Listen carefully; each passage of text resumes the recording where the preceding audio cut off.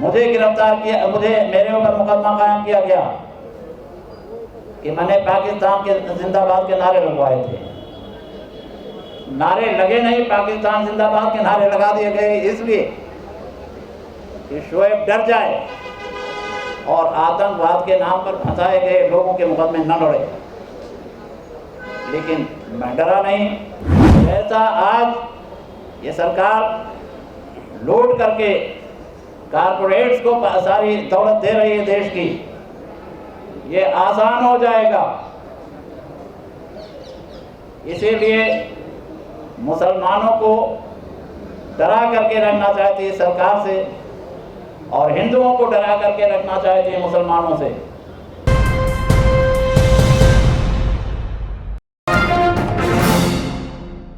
मुझे आज खुशी है, यहाँ जितने मीडिया वाले हैं, मैं नहीं पा रहा हूँ कोई अफवाह फैलाने वाले मीडिया के लोग, वैकल्पिक मीडिया के लोग हैं। ये देखकर ज़्यादा खुशी हो रही है। मैंने तो अफवाह फैलाने वाले अखबारों को, मीडिया को देखना और पढ़ना भी छोड़ दिया। बात CAA और NRC की चल रही है। CAA है क्या? एक बात फैलाई गई सरकार की तरफ से कि ये अमेंडमेंट एक्ट सिटीजनशिप का इसलिए लाया गया है कि हिंदुओं को नागरिकता दी जाएगी जो NRC में अपनी नागरिकता नहीं साबित कर पाएंगे। लेकिन CAA अगर पढ़िएगा तो उसमें क्या है कि 31 दिसंबर 2014 से पहले जो हिंदू, बौद्ध, जैन, सिख, ईसाई पाकिस्तान, बांग्लादेश या अफगानिस्तान से आए हैं उनको नागरिकता दी जाएगी। तो ये झूठी सरकार झूठ और अफवाह फैलाने में बहुत ही माहिर है। हिंदुओं, मुसलमानों और जात पात के नाम पर ये नफरत फैलाने में बहुत ही माहिर है और वो नफरत फैलाने के लिए ही सारी कुछ साजिशें कर रहे हैं। मुसलमानों को सताया जाना उसी का एक नतीजा है कि मुसलमानों को सताया जाएगा, हिंदू समझेंगे कि मुसलमान यहाँ से भगाया जाएगा। लखनऊ की बात लीजिए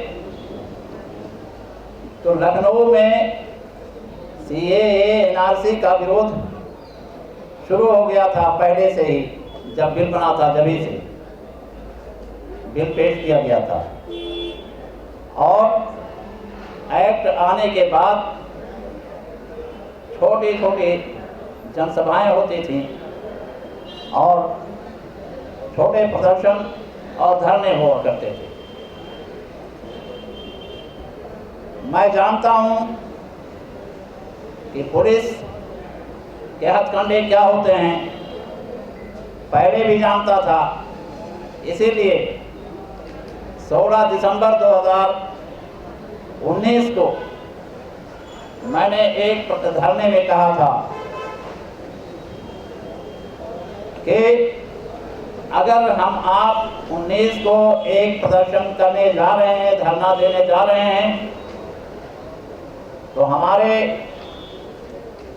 कैमरे का रुख जो होगा धरना और प्रदर्शनकारियों पर नहीं होगा, ये जो देखने वाले लोग हैं उन पर होगा। इसलिए कि हमें खतरा है, पुलिस वाले और भाजपा के लोग हम पर हमला करेंगे।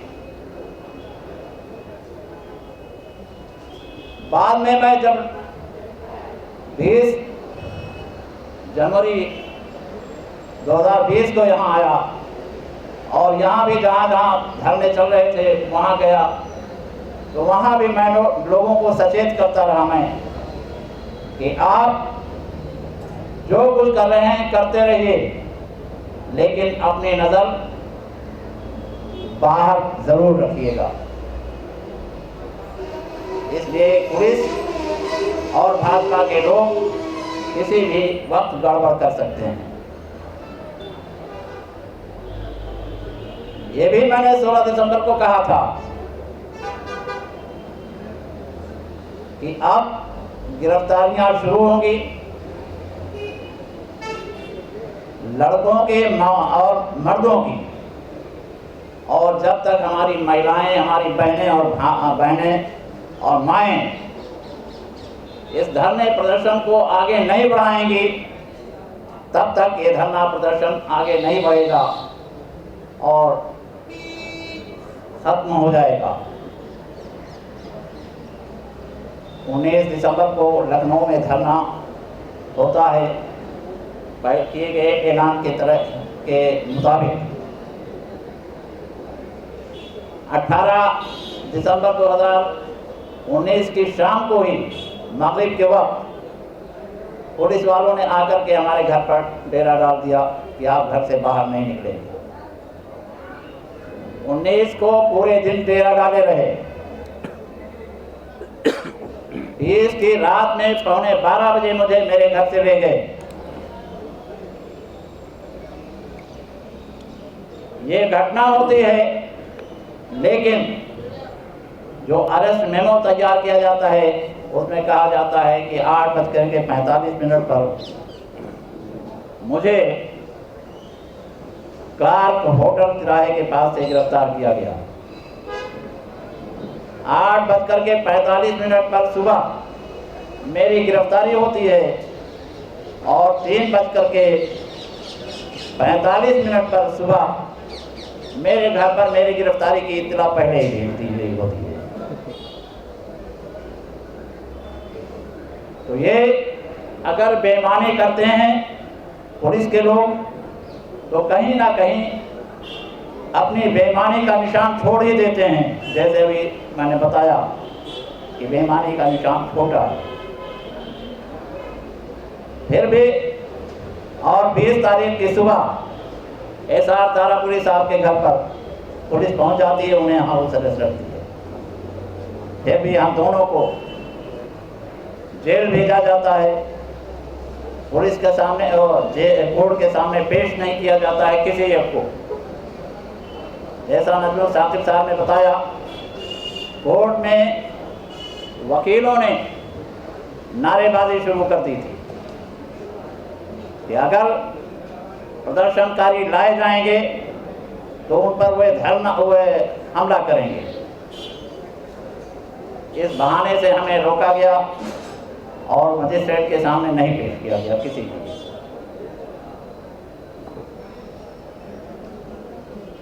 जेल भेज दिया गया और जो लोग शामिल नहीं थे, ऐसे बहुत सारे लोगों को, लखनऊ पुलिस की खास करके मैं कहूँगा, होटल में बेरागिरी करने वाले या कुक जो थे, वो पश्चिमी बंगाल के लोग थे,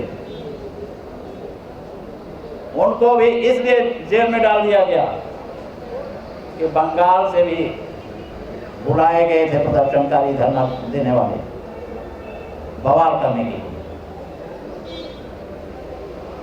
तो पुलिस इस तरह के मनगढ़ंत बातें बनाती है और आप दिल्ली वाले लोग तो अच्छी तरह से अब जान गए हैं कि कौन गड़बड़ होता है। 2008 में जैसे मुझे गिरफ्तार किया, मेरे ऊपर मुकदमा कायम किया गया कि मैंने पाकिस्तान के जिंदाबाद के नारे लगवाए थे। नारे लगे नहीं, पाकिस्तान जिंदाबाद के नारे लगा दिए गए इसलिए कि शोएब डर जाए और आतंकवाद के नाम पर फंसाए गए लोगों के मुकदमे न लड़े। लेकिन मैं डरा नहीं, आप भी डरे नहीं हैं। खालिद उमर के साथ भी यही हुआ है। पाकिस्तान जिंदाबाद का नारा नहीं लगाया गया, लेकिन पाकिस्तान जिंदाबाद का नारा लगाए जाने में आज भी वो जेल में है। तो इस तरह पुलिस परेशान करती है। मुझे जब ले जाया गया था थाने, तो उस वक्त सीओ आया था, मुझे गालियां भी दी, मेरे बच्चों की जिंदगी बर्बाद करने के लिए की धमकियां भी दी, और समझाता रहा कि सीए से कोई नुकसान नहीं है, एनआरसी को से कोई नुकसान नहीं है। वो सुनना नहीं चाह रहा था, सिर्फ समझा रहा था कि सीए एनआरसी से कोई नुकसान नहीं है। आज भी कुछ आईपीएस साहब लोगों को समझाने में लगे हुए हैं। तो इस तरह से जो काम इंफॉर्मेशन डिपार्टमेंट को करना चाहिए इनके, वो पुलिस कर रही है। और पुलिस हर वो काम कर रही है जिससे हमारे देश के लोग, हम भारत के लोग हिंदू और मुसलमान के नाम पर बंटें, और हम अगर बटे रहेंगे तो अपनी समस्याओं के लिए एकजुट होकर के नहीं लड़ पाएंगे।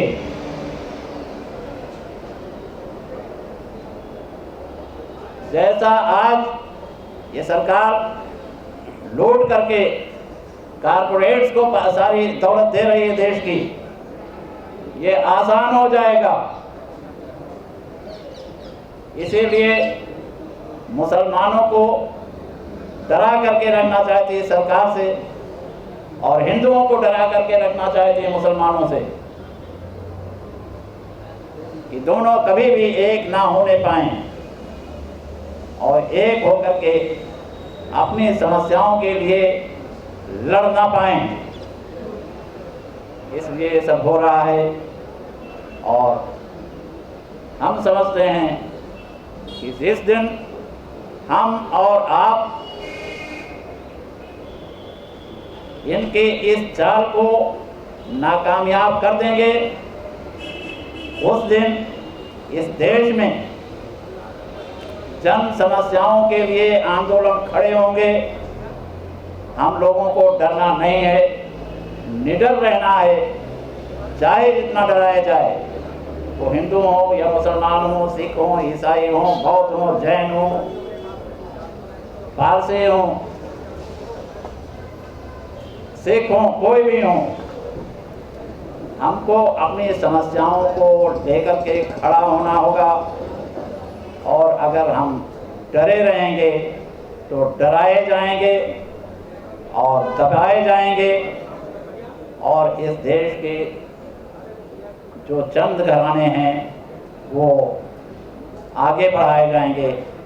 इसलिए ज़रूरी है कि इनकी इस चाल को समझें हम। और जैसा कि ये रिपोर्ट पेश हुई है, सारी बातें आपके सामने आ गई हैं, इनको कायदे से अपने जहनों में डालने और एकजुट होकर के अपनी लड़ाई शुरू करें।